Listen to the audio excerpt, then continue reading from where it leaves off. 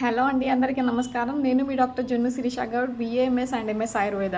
ఈరోజు మనం ఇన్ఫర్టిలిటీ అంటే వంధ్యత్వం గురించి కొన్ని విషయాలు తెలుసుకుందాం. ఇన్ఫర్టిలిటీని ఆయుర్వేదంలో వంధ్యత్వ అని అంటారు. వంధ్యత్వ అంటే ఏంటి అంటే ఋతుకాలంలో కూడా సక్రమమైన శారీరక సంబంధం ఉన్నా కూడా గర్భం దాల్చకపోవడాన్ని వంధ్యత్వ అని అంటారు, అంటే ఇన్ఫర్టిలిటీ అని అంటారు.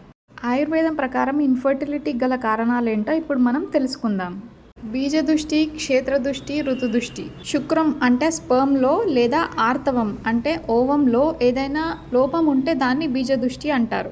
గర్భాశయంలో కానీ అంటే యూటరస్లో కానీ ఫెలోపియన్ ట్యూబ్స్లో కానీ ఏదైనా లోపం ఉంటే దాన్ని క్షేత్రదృష్టి అంటారు.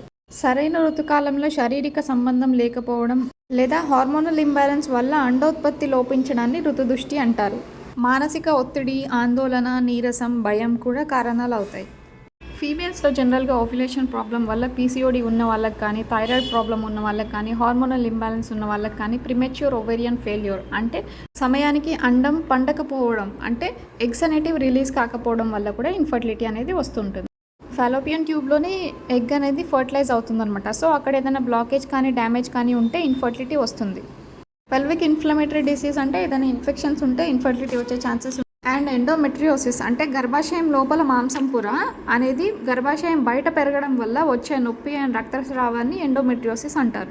గర్భాశయ సంబంధిత లోపాలు అంటే యూట్రైన్ ఫైబ్రాయిడ్స్ కానీ, పాలిప్స్ కానీ అంటే గర్భాశయ గడ్డలు కానీ, అండ్ జన్యుపరమైన లోపాలు. యూటరస్ అంటే గర్భాశయం ఉండాల్సిన షేప్లో కంటే డిఫరెంట్ షేప్స్లో ఉండడం.